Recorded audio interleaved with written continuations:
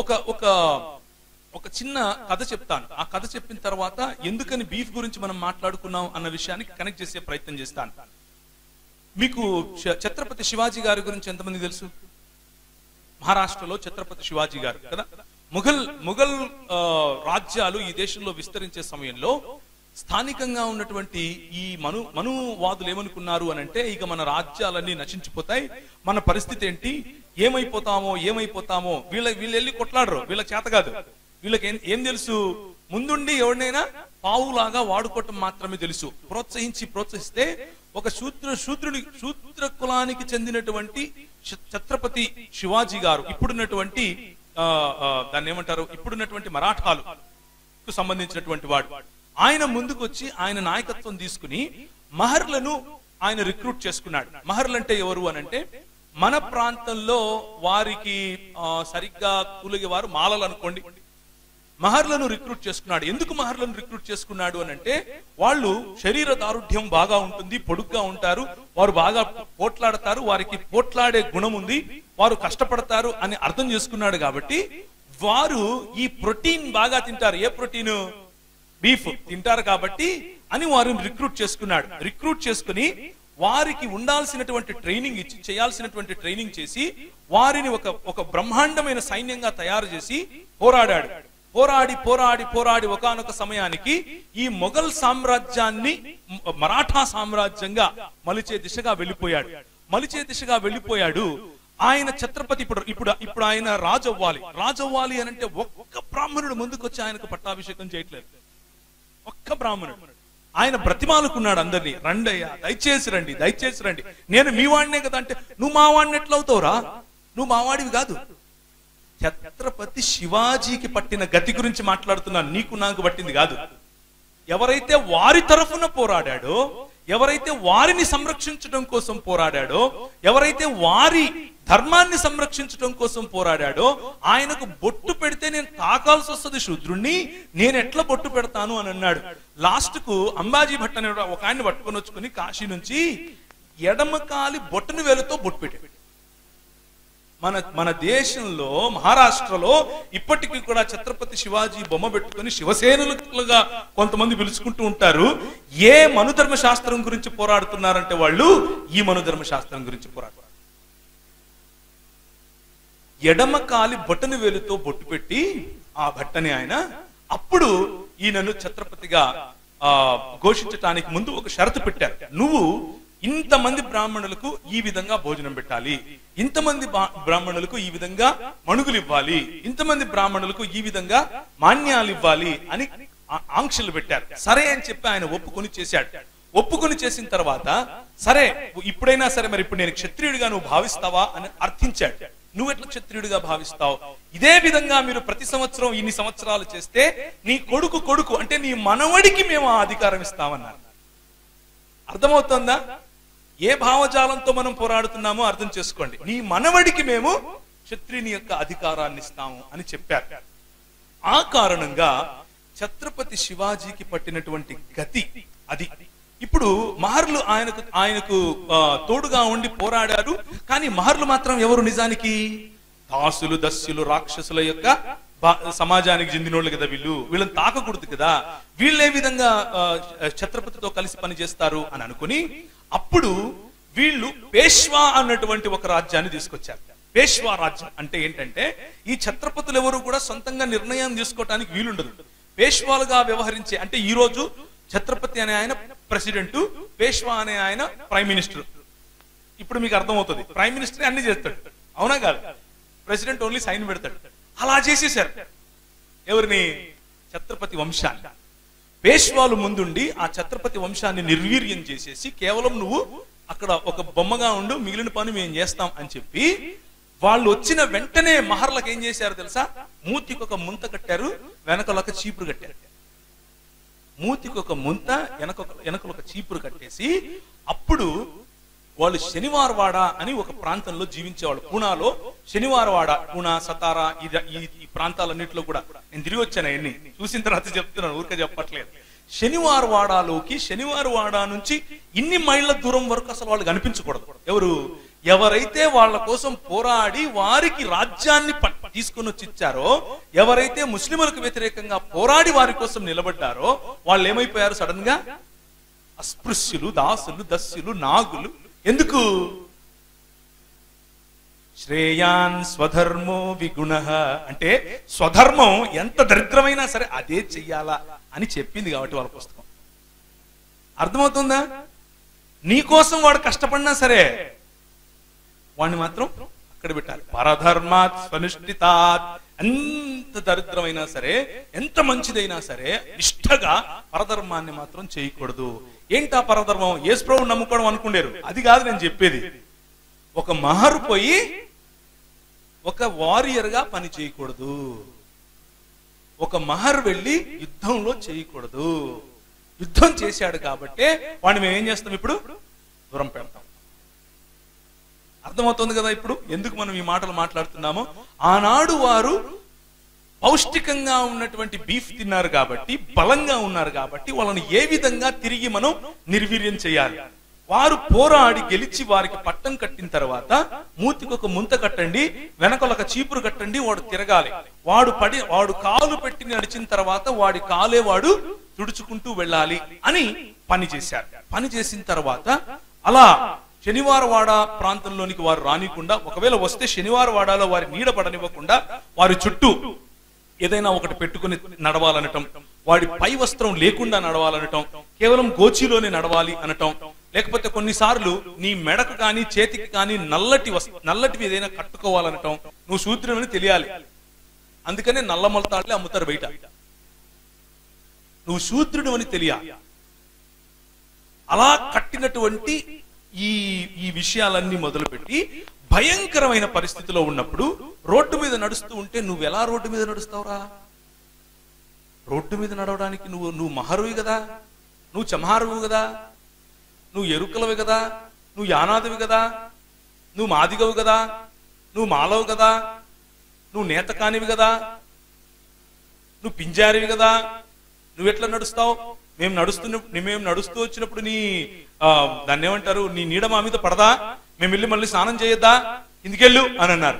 అలాంటి సమయంలో ఒకానొక సైన్యం మన దేశంలోకి వచ్చింది. కానీ ఈ సైన్యం దగ్గర చేతిలో కత్తులు, కటార్లు, బాంబులు ఏమీ లేవు, పిస్తోళ్లు లేవు. ఈ సైన్యం ఏం చేసింది అని అంటే మన దేశంలో ఉన్నటువంటి బడుగు బలహీన వర్గాలను చూసింది. 1750 నుంచి 1810 వరకు విశాఖపట్నంలోనికి లండన్ మిషన్ వారు రావటం, ఆ లండన్ మిషన్ వారు చేసినటువంటి పరిచర్యలు, కేవలము 3 సంవత్సరాల్లోనే 25కు పైగా స్కూళ్లు పెట్టడం. 1840లో ఇక్కడ 1857లో జరిగినటువంటి సిపాయి తిరుగుబాటు మ్యూటినీ జరిగే సమయంలోనే అసలు స్త్రీలు చదవచ్చా చదవకూడదా, స్త్రీలు లోపలే ఉండాలి, స్త్రీల కనుబొమ్మలు కలుస్తున్నాయి కాబట్టి అది రాక్షసితో సమానం, స్త్రీకి కాముకత మరియు గర్వం మరియు ఎంతసేపు నగల మీద ఆశ ఉంటుంది, వాళ్ళ పుస్తకాలు రాసుకున్నారు, నేను చెప్పలేదు. కాబట్టి దాన్ని దూరం పెట్టాలి, ఎప్పుడు స్త్రీకి సత్యం చెప్పకూడదు, స్త్రీ ఎప్పుడు వాగుతూ ఉంటుంది కాబట్టి అందరికీ చెప్తుంది. ఇలాంటి విచిత్రమైనటువంటి ఆలోచనలు క్రియేట్ చేసి స్త్రీలను మరుగుపరిచేసిన సమయంలో బాలికలకు స్కూలు పెట్టిన మొట్టమొదటి సమాజం మన సమాజం. దేవునికి స్తోత్రం కలుగునుగా. ఎవరు నేర్పారు ఇది? మనుధర్మశాస్త్రం నేర్పిందా? కాదు. 66 పుస్తకాలు ఉన్నటువంటి బైబిల్ గ్రంథం ఈ రోజు ఒక స్త్రీ పైలట్ అవుతోంది అని అంటే, మన దేశంలో ఇందిరాగాంధీ ప్రధానమంత్రి అయ్యింది అని అంటే, మన దేశంలో ఈ రోజు కల్వకుర్తి చంద్రశేఖరరావు గారి కుమార్తె కవిత గారు ఎంపీ అవుతున్నారంటే దాని వెనక కారణం ఎవరు? అదిగో వెనక పైన కనిపిస్తున్నారే వాళ్ళు. దేవునికి స్తోత్రం కలుగును గాక. వాళ్ళకి ఈ రోజు కనిపించకపోవచ్చు, కానీ ఒకానొక సమయంలో భయంకరమైనటువంటి వివక్షకు గురైనటువంటి ఈ సమాజాలను పైకి తీసుకుని వచ్చింది బైబిల్ భావజాలం పట్టుకుని వచ్చినటువంటి క్రైస్తవ మిషనరీలు. మొదటి సంవత్సరంలో 25 స్కూళ్ళు, చాలా తక్కువ. మెడ్రాస్ ప్రెసిడెన్సీ గురించి ఒకసారి నేను స్టడీ చేశాను. మెడ్రాస్ ప్రెసిడెన్సీలో ఏ విధంగా క్రైస్తవ సమాజం ఎలాంటి పరిచర్య చేసింది. 2 చేతులను, ఒక చేయిని విద్యాలయాలుగాను ఇంకొక చేతిని వైద్యాలయాలుగాను, ఈ రెండిటిని వారు ఉపయోగించారు. మొట్టమొదటి స్కూల్ మనది, మొట్టమొదటి కళాశాల మనది, మొట్టమొదటి థియాలజీ కాలేజ్ మనది, మొట్టమొదటి వైద్యశాల మనది, మొట్టమొదటి ప్రసూతి విభాగం మనది, మొట్టమొదటి నర్సింగ్ కాలేజ్ మనది, మొట్టమొదటి ఐఏఎస్ విభాగం తీసుకొచ్చింది మనం, ఐపీఎస్ ట్రైనింగ్ తీసుకొచ్చింది మనం, తపాలా తీసుకొచ్చింది మనం. మిషనరీలు వారి సంస్థలకు రాసుకోవాలని చెప్పి మనకు ఒక్క నిమిషం ఇక్కడ ఆగుతాను. ఏంటి అని అంటే, చాలా మందిలో ఈ కన్ఫ్యూజన్ ఉంటుంది. ఇంతకు నేను ఎవరి గురించి మాట్లాడుతున్నాను? బ్రిటిష్ వాళ్ళ గురించా? తెల్లోళ్ళు వస్తారు వాళ్ళ గురించా? నేను వాళ్ళ గురించి మాట్లాడట్లేదు. తెల్లోడు దోసుకుని వెళ్ళిపోయాడు.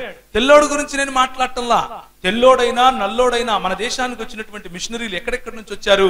ఇంగ్లాండ్ నుంచి వచ్చారు, అమెరికా నుంచి వచ్చారు, కెనడా నుంచి వచ్చారు, వేల్స్ నుంచి వచ్చారు, తర్వాత ఫ్రాన్స్ నుంచి వచ్చారు, ఆ తర్వాత జర్మనీ నుంచి వచ్చారు, సుడాన్ నుంచి వచ్చారు, లిబియా నుంచి వచ్చారు, సిరియా నుంచి వచ్చారు, ఈజిప్ట్ నుంచి వచ్చారు, రైట్, ఇరాన్ ప్రాంతం నుంచి వచ్చారు. ఇన్ని ప్రాంతాల నుంచి మిషనరీలు వచ్చారు మన దేశానికి. ఆఫ్ఘనిస్తాన్ నుంచి వచ్చారు. షేర్ బహదూర్ గారు అప్పట్లో ఆఫ్ఘనిస్తాన్ నుంచి వచ్చినటువంటి మిషనరీ గారు. ఆయన మాట్లాడితే ప్రజలు వణికేవారంట. అలా మాట్లాడేవాడంట ఆయన. ముస్లింల మధ్యలో పరిచయం చేశాడు. ఇదంతా చరిత్ర, ఇదంతా మీ చరిత్ర, మీ పుత్రులు చేసిన చరిత్ర. మనం తెలుసుకోకపోతే నిద్రాణ స్థితిలో ఉంటాం, మనం కళ్ళు మూసుకుని ఉంటాం. ఒకానొక రోజు మనం మెల్లిమెల్లిగా, ఒకప్పుడు బౌద్ధం ఎలా తుడిచిపెట్టుకుపోయిందో ఈ దేశంలో, అలాగే మనము తుడిచిపెట్టుకుపోతాం. మనం తెలుసుకుంటే సంఘటితం అవుతాం. అందుకే చెప్పే ప్రయత్నం చేస్తున్నాను. సరే, మళ్ళీ మహర్ల దగ్గరికి వద్దాం. ఈ మహర్లు, ఇలాంటి మహర్లను ఉద్ధరించడం కోసమే ఆ దేవుడు పంపినటువంటి సైన్యముగా చేతిలో బైబిల్ పట్టుకొని వచ్చారు. వీళ్ళు చంపటానికి, కొయ్యటానికి, నరకటానికి, నిర్వీర్యం చేయటానికి రాలేదు.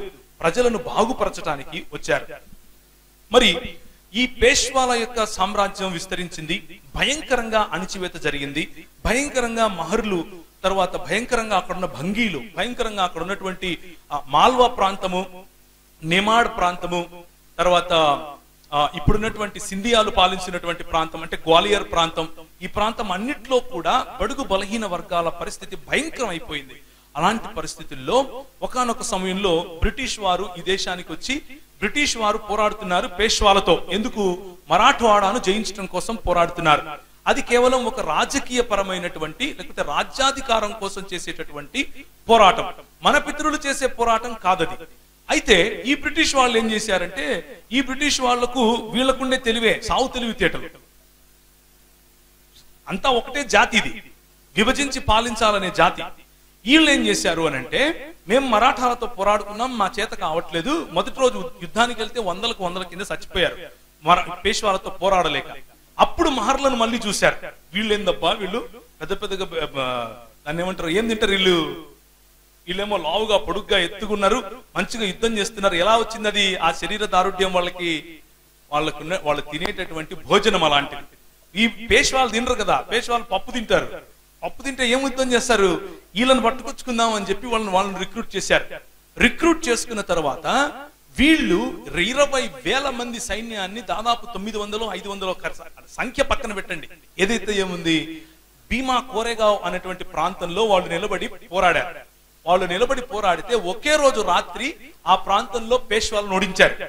ఎందుకు అనంటే, 100 సంవత్సరాలుగా వీరి మీద జరుగుతున్నటువంటి ఒత్తిడి, 100 సంవత్సరాలుగా వీడి మీద జరుగుతున్నటువంటి వివక్ష, ఆ వివక్షకు ప్రతీకారంగా వారు ఆ రోజు యుద్ధాన్ని వాళ్ళు ఎన్నుకుని యుద్ధంలో వీరిని ఓడించారు. పేష్వాల యొక్క రాజ్యం ఆ రోజుతో అంతం చేశారు. పేష్వాలను పక్కన పెట్టేసి వీరికి మహర్లను తీసుకుని, మహర్లకు ఒక మొత్తం వింగ్ నే, అంటే ఒక సైన్యం వింగ్ నే తయారు చేసి ఇచ్చారు. ఎవరు? బ్రిటిష్ వాళ్ళు. కానీ అప్పటి నుంచి ప్రార్థన గుర్తుంది కదా. ఏంటి ప్రార్థన? ఓ ఇంద్రా, వాడి దగ్గర ఆవులు ఉన్నాయి, వాడిని చంపిన ఆవులు ఇయ్యి. ఓ ఇంద్రా, వాడి దగ్గర గుర్రాలు ఉన్నాయి, వాడిని చంపిన గుర్రాలు ఇయ్యి. ఓరి వీడు తెల్లోడు వచ్చాడు, వీడికి మళ్ళా గుర్రాలు ఇచ్చాడు, నాకు గుర్రాలు కావాలి, నా గుర్రాలు నా దగ్గర లేకుండా పోయాయి. ఇది పేష్వాలకు ఉండేటటువంటి సమస్య. పేష్వాలు అంటే ఎవరు? చిత్తుపావన్ బ్రాహ్మణులు, భట్ బ్రాహ్మణులు, వాళ్లే పేష్వాలు. ఎవరంటే వాళ్ళు కాదు, ఈ విభజించి పాలించే భావజాలం ఉన్నటువంటి వాళ్ళు. వీళ్ళు మెల్లిగా ఒక రాజకీయ ఎత్తుగడ వేసి పేష్వాలు పోయి బ్రిటిష్ వాడితో అలైన్ అయిపోయారు. మెల్లిగా బ్రిటిష్ వాడితో అలైన్ అయిపోయిన తర్వాత విదిన్ నో టైం కొద్ది సమయంలోనే మళ్ళీ మహర్ల యొక్క వింగ్ తీసేశారు. మహర్ల వింగ్ తీసేసి మళ్ళీ పాత స్థితే, మళ్ళీ పాత రోజులే. కాకపోతే ఆ ముంత, ఆ చీపురు లేదు, మళ్ళీ పాత రోజులే. ఇక్కడ జరుగుతున్నటువంటి పోరాటం ఏంటి అనంటే, వారికి బయట నుంచి వచ్చినటువంటి బ్రిటిష్ వాడినైనా సరే సమానంగా చూస్తారు, కానీ స్థానికులమైనటువంటి బడుగు బలహీన వర్గాలైన మనం సమానం అంటే మాత్రం ఒప్పుకోలేదు. ఇది విభజించి పాలించే గుణం. ఇలాంటి సమయంలో ఒక పండిత రమాబాయి అదే మరాఠవాడ ప్రాంతంలో ఒక పండిత రమాబాయిని మన వాళ్ళు లేపారు పైకి. ఆమెను కష్టపడి చదివించారు. ఆమె చదువుకుని ఆమె మంచి దాన్ని ఏమంటారు విద్య కలిగిన తర్వాత నాలాంటి బాలికలు ఎంతో మంది వితంతువులు అయిపోతున్నారు, బాల్య వితంతువులు అయిపోతున్నారు, వారిని నేను చేరదీయాలి అని అనుకుంది. చేరదీయాలని అనుకుని ప్రజలను సమీకరించింది. ఆమె ఎన్నో ఆశ్రమాలు బాలికల కోసం పెట్టింది. పెట్టి వారిని పెంచుతూ ఉంటే ఇదే లోకమాన్య తిలక్ గారు ఆమె గురించి అంటాడు, ఈమెకు మన దేశంలో ఇంతమంది దేవుళ్ళు ఉంటే ఒక్కడు కూడా ఈమెకు పనికి రాలేదంట. ఆ యేసుగాడు ఒకడు వచ్చాడు, ఆడంటే ఫుల్ రొమాన్స్, ఈమెకి ఇట్లే రాశాడు. నేను సొంతంగా చెప్పట్లేదు, ఆయన రాసిందే మైండ్ లో పెట్టి చెప్తున్నాను. యేసుగాడు ఒకడు వచ్చాడు, ఆడంటే ఈమెకు రొమాన్స్, అందుకు ఆడితో లేచిపోయిందని రాశాడు. ఇది వాళ్ళకు ఉన్నటువంటి భావజాలం. ఇది విభజించి పాలించే భావజాలం. ఇదేంది ఇంట్లో పక్కింటోళ్ళకి చెప్పాడు అనుకుంటున్నారా? కాదు. మొన్నటికి మొన్న ఏమార్చే మతం అని ఏబిఎన్ ఆంధ్రజ్యోతి రాసింది. 5 రోజులు వరుసగా హెడ్ లైన్స్ వేసింది, గుర్తుందే? ఆ విధంగానే ఈయన హెడ్ లైన్స్ లో రాశాడు. ఈ పండిత అంట, దీనికి పండిత అని పేరు ఎవరిచ్చారు? ఏం చదువుకుందని పండిత ఇచ్చారు? అందుకనే మేము పోరాడుతున్నాం. స్వరాజ్యం నా జన్మ హక్కు అన్నాడు. ఏంటా స్వరాజ్యం? మనుధర్మ శాస్త్రం రావటం స్వరాజ్యం. బ్రిటిష్ వాడు పోవటం కాదు స్వరాజ్యం. ఈయన దృష్టిలో మనుధర్మ శాస్త్రం రావటం స్వరాజ్యం. ఏంటా మనుధర్మ శాస్త్రం? స్త్రీకి చదువెందుకు? లోపల ఉండాలి. స్త్రీకి ఎక్కువ చదువు చెప్తే ఇదిగో ఇట్లా పండిత రమాబాయి లాగా తయారవుతుంది, మిగిలిన వాళ్ళకి కూడా చదువు చెప్తుంది. శూద్రులకు చదువు ఎందుకు? ఏం పోయింది? మీకు మతిపోయిందా? ఎందుకు చెప్తున్నారు మీరు చదువు? చదువు చెప్పొద్దు. వాళ్ళకి ఏం నేర్పించాలా? వాళ్ళు చెప్పులు కుట్టే ట్రేడ్ లో ఉంటే చెప్పులు కుట్టడం నేర్పించాలా, వాళ్ళు మంగళంలో అయితే వాళ్ళకి తలకత్తిరించడం నేర్పించాలా. ఇది ఆయన చెప్పిన మాటలు, నేను చెప్పిన సొంత మాటలు కాదు. ఆయన పేపర్ లో ముద్రించి మరీ ఇచ్చాడు. కేసరి పేపర్ పేరు. ఇది ఈ దేశంలో బడుగు బలహీన వర్గాల పట్ల జరుగుతున్నటువంటి దాడి. ఆ సమయంలో వారి ఇళ్ళు, వారి వాకిళ్ళు, వారి సంస్కృతులు, వారి దేశాలు విడిచిపెట్టి ఈ దేశానికి వచ్చి మొట్టమొదటి న్యూస్ పేపర్ ఈ దేశానికి ఇచ్చింది మన వాళ్ళు. మొట్టమొదటి కళాశాల ఇచ్చింది మన వాళ్ళు. మొట్టమొదటి స్కూల్ ఇచ్చింది, మొట్టమొదటి బాలికల కళాశాల మనది, మొట్టమొదటి ప్రసూతి విభాగం మనది. అందుకనే వీరి పేర్లు నేను చెప్పుకుంటూ వస్తున్నాను. అందుకు ఎ విజన్ ఆఫ్ ఇటర్నిటీ, ఒక నిత్యత్వానికి ప్రజలను నడిపించేటటువంటి విజన్ మన ముందుంది. మనం చేసేటటువంటి పరిచర్య కేవలము యేసు ప్రభు దగ్గరికి రా నీకు అన్నం పెడతాడు, యేసు ప్రభు దగ్గరికి రా నీకు పిల్లలు పుడతారు, యేసు ప్రభు దగ్గరికి రా నీకు ఉద్యోగం వస్తుంది అనేది కాదు. అలాంటి సంకుచితమైన భావజాలం, సంకుచితమైన పరిచర్యలు మనం చేయటం మానుకోవాలి. మనం నాయకులముగా ఈ దేశాన్ని నిర్మించిన వారి జాబితాలో ఉన్నాం. ఈ దేశాన్ని ఒకవేళ నిర్మించాము అని అంటే అది కేవలం క్రైస్తవ సమాజం చేసినటువంటి పనే. నేను ఎగ్జాజరేట్ చేస్తూ చెప్పట్లేదు, ఉన్న మాటే చెప్తున్నాను. మొన్న సాలూరు వెళ్ళాం. సాలూరు ప్రాంతం గురించి కొంచెం అధ్యయనం చేస్తే ఆ ప్రాంతంలో మొట్టమొదటి హాస్పిటల్ పెట్టింది మనం. మొట్టమొదటి టీబీ హాస్పిటల్ ఇప్పటికీ ఉంది. లెప్రసీ హాస్పిటల్, క్షమించండి, అది మనం చేసిందే ఇదంతా. కాకపోతే ఇప్పుడు మన పరిచర్య ఏంటంటే వాళ్ళు నిర్మించిపోయిన దాన్ని కనీసం కాపాడుకోలేనటువంటి పరిచర్య.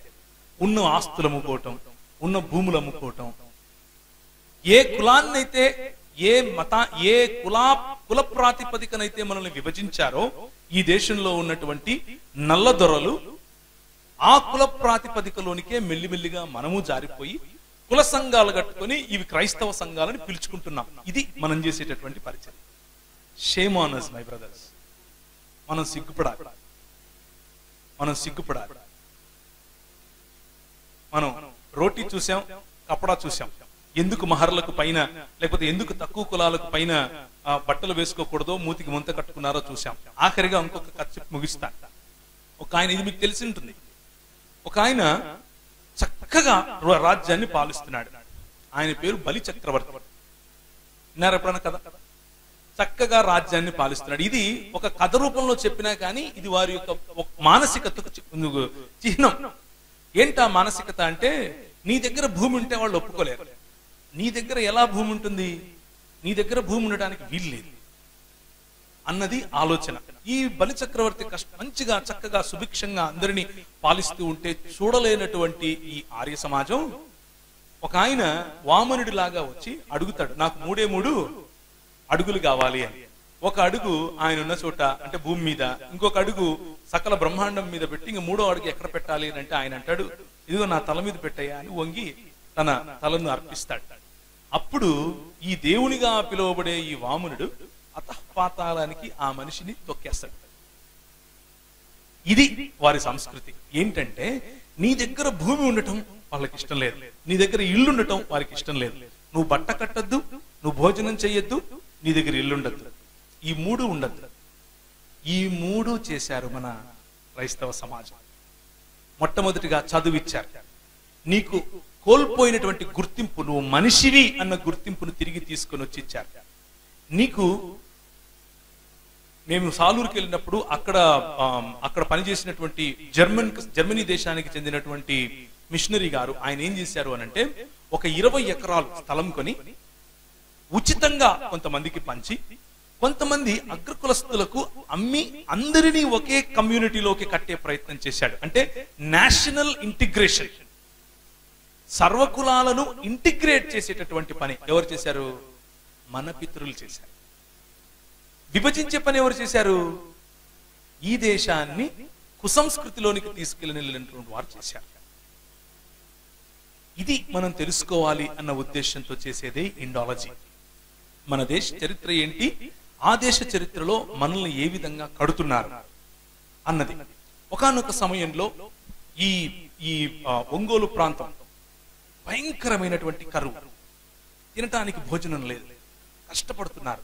ఎక్కడ వర్షం పడట్లేదు, పంటలు పండట్లేదు, మొత్తం పశువులన్నీ బక్క చిక్కిపోతున్నాయి, మనుషులు చచ్చిపోతున్నారు. అయ్యా కొంచెం అన్నం పెట్టండి అయ్యా అని వెళ్ళి ఈ బూర్జువారీ వ్యవస్థలో ఎవరైతే ధనవంతుల వారి దగ్గరికి వెళ్ళి అడిగితే మన పెద్దలు వారికి అన్నారు, అరే నువ్వు మా ఇండ్లలోకి వచ్చి పని ఎట్లా చేస్తావు గానీ ఒక పని చెయ్యి, మా గొడ్లు మాకు పండిన ధాన్యానికి తొక్కుతాయి, ఆ తొక్కే సమయంలో నువ్వు కూడా రా పని చెయ్యి, పని చేసిన తర్వాత నీకు మేము జీతం ఇవ్వలేము, ఇప్పట్లో మా దగ్గర డబ్బులు అంటే మాకు కావాలి కదా, కాబట్టి జీతం అయితే ఇవ్వం, ఒక పని చేయి, మా గొడ్లు తింటాయి. ఏం తింటాయి? గింజలు. ఏం గింజలు?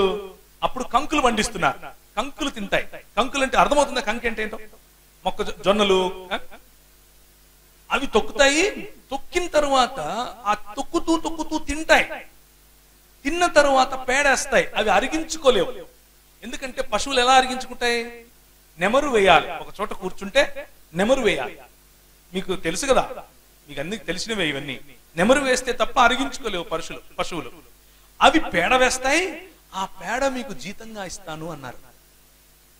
సంవత్సరాలు మన వాళ్ళు అలా బ్రతికారు. మీకు తెలుసో తెలియదు. వాళ్ళు అవి వేసిన పేడ తీసుకెళ్లి నీళ్లలో వేసి ఆ పేడ శుభ్రం చేసేసిన తర్వాత ఆ గింజలు ఆరబెట్టిన తర్వాత కొంచెం ఆరబెట్టి ఎండించిన తర్వాత వాటిని ఇసురుకొని పిండి చేసుకుని రొట్టెలు చేసుకుని తినాలి. అది మన దేశంలో మన పితరులకు ఉన్నటువంటి పరిస్థితి.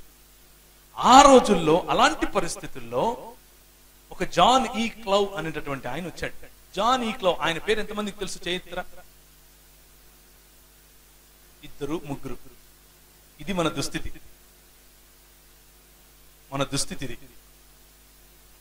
జాన్ ఈ క్లౌ అనే ఆయన మొట్టమొదటిసారిగా భారతీయ బ్యాప్టిస్ట్ సంఘాల స్థాపన కోసం నెల్లూరు ప్రాంతానికి వచ్చి పనిచేస్తూ ఉంటే ఆయన ఈ దుస్థితిని చూశాడు. అయ్యో ఎట్లా ప్రభువా, నాకు ఒక్క దర్శనం, ఒక్క డోర్ తెలుసు అని అన్నప్పుడు, అప్పట్లో ఈ ఆర్థర్ కాటన్ గారు ఆయన బ్రిటిష్ జనరల్ గా ఉండి పనిచేస్తున్నారు. అంటే బ్రిటిష్ ప్రభుత్వంలో ఒక అధికారి అయినప్పటికీ ఆయన బైబిల్ వదిలేవాడు కాదు. గుర్రం ఎక్కడం, బైబిల్ పట్టుకోవటం, వెళ్ళిపోవటం ఊర్లలోకి.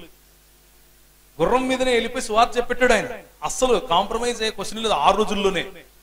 అలాంటి వాడితో ఈయన వెళ్ళి ఒక పరిచయం పెట్టుకున్నాడు. అయ్యా నువ్వేదో కడతానన్నావంట, డ్యామ్ కడతానన్నావంట, ధవళేశ్వరం దగ్గర ప్రాజెక్ట్ కడతానన్నావంట, మరి ఆ నీళ్లు ఆ ప్రాంతం వరకే వద్దు, మచిలీపట్నం గుండా తీసుకుని వచ్చి మన దాన్ని ఏమంటారు, మచిలీపట్నం అంట, క్షమించండి, ఈ తీర ప్రాంతం గుండా తీసుకుని వచ్చి మన ఈ ప్రకాశం జిల్లా ప్రాంతంలో కలిసేటట్లుగా చెయ్యండి, నేను మీకు సహాయం చేస్తాను అని అన్నాడు. ఇది దేవుని రాజ్య స్థాపన. దేవునికి స్తోత్రం కలుగును గాక. బైబిల్ పట్టుకుని మత్తయి సువార్త 5వ అధ్యాయంలో ఇట్లుంది, రా మునుగుతాను, ముంచుతాను మునుగు అని అంటే అది కేవలము నువ్వు చచ్చిపోతే పరలోకం పోతావు అని చెప్పి సువార్త. అక్కడితో ఆగలేదు మన తల్లిదండ్రులు. నీ రాజ్యం వచ్చునుగాక అన్న వైపుగా పనిచేశారు. అందుకనే చచ్చిపోయే వారిని వాళ్ళ కర్మలేరా అన్నటువంటి సంస్కృతిలో వాడి కర్మ ప్రకారం వాడికి దక్కింది అనే సంస్కృతిలో కర్మ కాదు, మనం మార్చగలం అని ఆలోచించారు. అలాంటి గోదావరి జలాలను వారు కెనాల్స్ ద్వారా త్రవ్వుకుంటూ ఎక్కడికి, ప్రకాశం జిల్లా వరకు తీసుకెళ్లారు. 100 కిలోమీటర్లు. ఎవరు తవ్వుతారు? అన్నమే లేదు. అన్నం అడిగితే పేడిస్తున్నారు. ఏమయ్యా అంటే, మీరు కాలువలు త్రవ్వండి, నేను మీకు అన్నం పెడతాను అన్నాడు. అందుకు మనల్ని రైస్ క్రిస్టియన్స్ అంటారు. అర్థమవుతుందా? అందుకు మనల్ని వీళ్ళు అన్నం కోసం ఏమయ్యారు, మత మార్పిడి చేసుకున్నారు అంటారు మనల్ని. ఇది రైస్ అన్నం కాదు, ఇది మా ఆత్మగౌరవం. మేము చస్తాము అని అంటే పేడేస్తాము అని మీరు అన్నారు. మాకు పని ఇచ్చి వీరు పనికి వచ్చేవాళ్ళు అని గుర్తించారు. వీరిలో సృజనాత్మకత ఉంది అని వారు గుర్తించారు. వీరికి భోజనం పెట్టాలి అని వారు ఆలోచించారు. కనుక మేము ఆ ప్రేమను గుర్తించాం. వీళ్ళు ఎందుకు చేయాలి అసలు? మేము ఎవరం వీళ్ళకి? ఒక పక్క వీళ్ళు మాతో పని చేస్తూ ఉంటే భార్యలు పిల్లలు ఒకవైపు ఉన్నారని చెప్పి ఈ మిషనరీ జానీ క్లవ్ గారు, అలాగే ఆర్థర్ కాటన్ గారు, వీరి భార్యలు అదే కాలువల ప్రక్కన చెట్టు కింద కూర్చుని పిల్లలకు చదువు చెప్పేవాడు. ఆ పిల్లలు ఈరోజు, వారి పిల్లలు ఈరోజు ఎక్కడున్నారు, ఎలాంటి ఆఫీసర్లుగా ఉన్నారు, ఎంత గొప్ప స్థాయిలో ఉన్నారు. దానికి కారణం ఏంటి? దేవుని రాజ్య స్థాపన అన్న ఆలోచన. నువ్వు మా ఇంటికి వస్తే ఎంత కానుక తెస్తావు, నేను మీ ఇంటికి వస్తాను ఎంత కానుకేస్తావు అన్న సేవ కాదు, దేవుని రాజ్య స్థాపన. సంఘంలో మనకు తెలియదు జానీ క్లవ్ అంటే ఎవరో. మన కర్మ చూడండి, మన సంస్కృతి మన సంఘం ఎలా ఉందో. సంఘంలో తెలియదు సర్ ఆర్థర్ కాటన్ అంటే ఎవరో. ఆయన పూర్తి పేరు కూడా తెలియదు. ఆయన పేరు సర్ ఆర్థర్ థామస్ కాటన్. ఆయనకు మన దాన్ని ఏమంటారు, గోదావరి జిల్లాలకు వెళ్తే ఎక్కడ చూసినా ఆయన విగ్రహాలే కనిపిస్తాయి. సమాజం మర్చిపోలేదు, సంఘం మాత్రం మర్చిపోయింది. ఒక సిపి బ్రౌన్ మర్చిపోయాం, ఒక ఆర్థర్ కాటన్ మర్చిపోయాం, ఒక జానీ క్లవ్ మర్చిపోయాం. ఇలా వేలలో ఉన్నారు. అలాంటి వారు నిర్మించిన దేశమే ఈ మన భారతదేశం. ఆ భారతదేశాన్ని వారు వేసినటువంటి ఆ అడుగుల్లో గనక మనం కూడా వెళ్ళగలిగితే మనం రానున్న రోజుల్లో ఇంకా భావి తరానికి ఇంకా సుభిక్షమైన భారతదేశాన్ని ఇవ్వగలుగుతాం. లేకపోతే ఒకనొక రోజు క్రైస్తవులు ఉండేవాళ్ళంట ఇక్కడ, ఏ విధంగా అయితే ఒకనొకప్పుడు బౌద్ధం ఉండేదంట అంటున్నామో అలాగే ఉంటుంది. బౌద్ధ మఠాలు ఏ విధంగా అయితే పూర్తిగా నిర్వీర్యం అయిపోయాయో అలాగే క్రైస్తవ ప్రాంతాలు, క్రైస్తవ ఆలయాలు కూడా నిర్వీర్యం అవుతాయి. ఇది పొలిటికల్ గా జరుగుతున్నటువంటి విభజించి పాలించే కుటిల లేకపోతే కౌటిల్య నీతి. అది జరుగుతుంది, జరిగి తీరుతుంది. మన ప్రభువు కూడా చెప్పాడు అలాంటివి జరుగుతాయి. కానీ క్రైస్తవ సంఘ సేవకుడిగా మన బాధ్యత ఏమిటి అని అంటే, వీటిని తెలుసుకుని ఒక నెహెమ్యాకు ఒక ఎజ్రా తోడైనట్లుగా ప్రతి ఒక్కరము మన పరిధుల్లో మనం పరిచర్య చేసేవాళ్ళం, దేవుని సేవకులము అని గుర్తించి సంఘటితమై మన సమాజం కోసం, మన సమాజంలో దేవుని రాజ్య స్థాపన కోసం మనము ఈ భారతదేశాన్ని ఎలా నిర్మించాం, ఎలా నిర్మించబోతున్నాం అన్నది ప్రజలకు చెప్పగలగాలి, ప్రజల దృష్టికి తీసుకెళ్లగలగాలి. మనం ఏనాడు ఆశ చూపించి ప్రజలను మత మార్పిడి చేసిన వాళ్ళం కాదు, కానీ వారికి కావలసినటువంటి ఆత్మగౌరవాన్ని ఇచ్చేవాళ్ళం అని చెప్పగలగాలి. ఆత్మగౌరవము ఇచ్చాం, ఆత్మీయమైనటువంటి విద్యను ఇచ్చాం. ఎవరైతే ఆకర్షింపబడ్డారో ప్రభువు చేత వారు ప్రభువును వెంబడిస్తున్నారు. కొందరు కాషాయ వస్త్రాలు ధరించుకుని వెంబడిస్తున్నారు, కొందరు ఇంకా గడ్డాలు పెట్టుకుని టోపీలు పెట్టుకుని ప్రభువును వెంబడిస్తున్నారు, కొందరు వారి పేర్లు మార్చుకొని వెంబడిస్తున్నారు. కానీ ఏది ప్రాముఖ్యం కాదు, కేవలము వెంబడించటమే ప్రాముఖ్యం as far as Christian world view is concerned. కనుక మన ప్రభువు మనకు అలాంటి కసి, దేవుని రాజ్య స్థాపన, అన్న కసి ఇచ్చినట్లుగా మనం చిన్న ప్రార్థన చేసుకుని ముగించుకుందాం. భోజనం అయిపోయిన తర్వాత అసలు మన వెనుకబాటుకు క్రైస్తవ మిషనరీలు ఏ విధంగా పనిచేశారు, స్పెసిఫిక్స్ లోనికి వెళదాం. ఇప్పుడు ఒక ఓవరాల్ పెద్ద పిక్చర్ చూసాము, కొంచెం స్పెసిఫిక్స్ లోనికి వెళ్తాం. ఏ ఏ ప్రాంతంలో ఎలా జరిగింది, అలాగే మన దేశ ఆర్థిక వ్యవస్థ. కొంతమంది అంటూ ఉంటారు, ఈ ఆర్థిక వ్యవస్థ ఒకప్పుడు ఈ బ్రిటిష్ వాడు రాకముందు 50% జీడిపి ఉండేది, వాళ్ళు వచ్చి కొల్లగొట్టుకొని వెళ్ళిపోయారు. ఆ విషయాన్ని కూడా కొంచెం చూద్దాం. చూసిన తర్వాత ఆఖరి సెషన్ లో ఇండియా ఇంక్విజిషన్ అనే ఒక చిన్న మాటను చెప్పి నేను ముగిస్తాను. తల వంచుకున్నట్లయితే ప్రార్థించుకుందాం.